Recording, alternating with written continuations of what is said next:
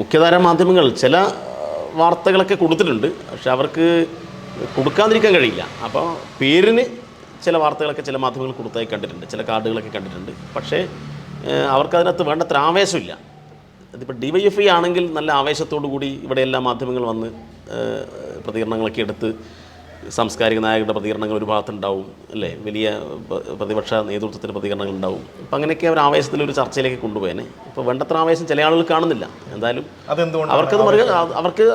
അവർക്ക് ഇതെടുക്കേണ്ടി വരും. ഇത് കേരളം ജനങ്ങൾ മുഴുവൻ ചർച്ച ചെയ്യല്ലേ.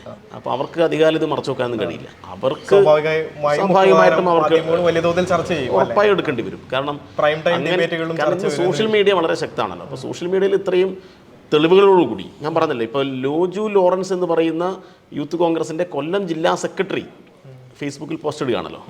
അപ്പോൾ അവരുടെ ഭാഗത്ത് നിന്ന് ഇത്തരം പ്രതികരണം ഉണ്ടാവുന്ന ഘട്ടത്തിൽ എങ്ങനെ അതിനെ മറച്ചു വെക്കാൻ വേണ്ടി കഴിയും? അതുകൊണ്ട് ഡിബേറ്റുകളും ചർച്ചയാകും എന്ന് വിശ്വസിക്കുന്നു. തീർച്ചയായിട്ടും അതൊക്കെ നമ്മൾ കാത്തിരുന്ന് കാണാം.